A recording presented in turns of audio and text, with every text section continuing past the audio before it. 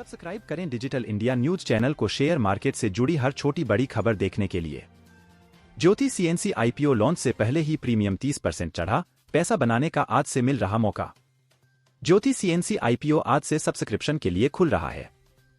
IPO launch होने से ठीक एक दिन पहले ही कंपनी ने एंकर निवेशकों से 448 करोड़ रुपए जुटाए हैं। ज्योति सीएनसी ऑटोमेशन आईपीओ आज से 11 जनवरी तक सब्सक्रिप्शन के लिए खुल रहा है। इश्यू के लिए प्राइस बैंड 315 से 331 रुपए के बीच रखा गया है। अगर आप इश्यू में निवेश करना चाहते हैं तो पहले पढ़ें कि कंपनी से जुड़ी 10 सबसे अहम बातें जो उसके कारोबार से सीधे संबंधित हैं। नंबर 1, सीएनसी यानी कंप्यूटराइज्ड न्यूमेरिकल कंट्रोल इंडस्ट्री में भारत आयात पर निर्भर है, लेकिन अब घरेलू कंपनियों की हिस्सेदारी बढ़ रही है। फिलहाल सीएनसी इंडस्ट्री में आयात 65% के स्तर पर है, जो कि एक समय में 80% था। इंडस्ट्री बीते 3 साल में 20% की रफ्तार से बढ़ रही है और इस दौरान ज्योति सीएनसी ने भी 27% की ग्रोथ हासिल की है। नंबर 2, कंपनी की आय में घरेलू कारोबार का हिस्सा भी बढ़ रहा है। क्षमता के इस्तेमाल में सुधार के साथ बीते 4 से 5 साल में घरेलू बाजार में हिस्सेदारी 5 से 6% से बढ़कर अब 10% हो गई है। नंबर 3, कंपनी इश्यू के जरिए 1000 करोड़ रुपए नए शेयर जारी कर जुटा रही है, यानी ये रकम कंपनी अपने लिए खर्च कर सकेगी। योजना के अनुसार इस पैसे से कंपनी कर्ज बोझ कम करेगी और 475 करोड़ रुपए के कर्ज को चुकाएगी और ईएमएस यानी इलेक्ट्रोमैकेनिकल सॉल्यूशंस से जुड़े अवसरों की तलाश करेगी। नंबर 4, क्षमता का इस्तेमाल 68% तक पहुंचने के साथ आगे मार्जिन में सुधार की उम्मीद है। क्षमता का इस्तेमाल बढ़ने से एबिडा मार्जिन कारोबारी साल 2020 के 5.5% से बढ़कर कारोबारी साल 2023 से 24 के पहले छमाही में 14.5% पर पहुंच गए हैं।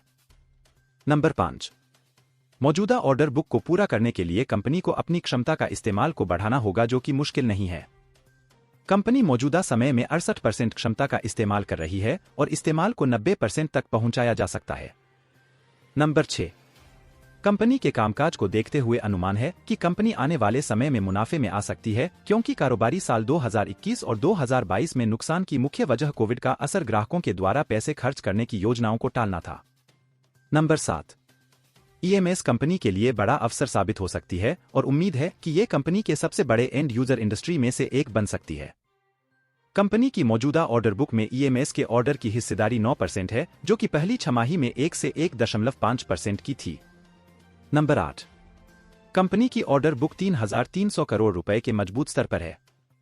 इसमें से एयरस्पेस इंडस्ट्री से 1900 करोड़ रुपए, ऑटो इंडस्ट्री से 800 करोड़ रुपए और ईएमएस इंडस्ट्री से 300 करोड़ रुपए की हिस्सेदारी है।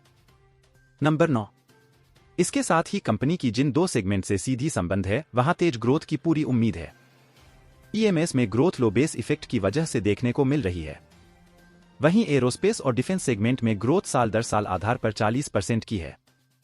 इसके मुकाबले ऑटो और ऑटो कंपोनेंट ग्रोथ रेट 20 से 25% की है। नंबर 10, कंपनी फिलहाल कर्ज घटाने पर फोकस कर रही। फिलहाल कंपनी पर 800 करोड़ रुपए का कर्ज है। इश्यू से मिली रकम से कंपनी इस कर्ज बोझ के आधे से ज्यादा को चुकाने जा रही है। कंपनी का date to equity ratio H1FY24 तक घटकर 0.25% आ गया है, जो कि 3.25% पर था। कंपनी फिलहाल ऐसी स्थिति में है कि मौजूदा स्ट्रक्चर में कुछ सुधार के साथ क्षमता में 30 से 40% की बढ़त कर सकती है। ऐसे में उसे नया विस्तार करने में नए खर्च की जरूरत नहीं है। क्या करती है कंपनी? कंपनी देश की मेटल कटिंग करने में सक्षम कंप्यूटर न्यूमेरिकल कंट्रोल मशीन बनाने वाली प्रमुख निर्माता कंपनी है। कंपनी सेक्टर में 10% हिस्सेदारी FY23 के साथ मार्केट शेयर के हिसाब से तीसरे स्थान पर है।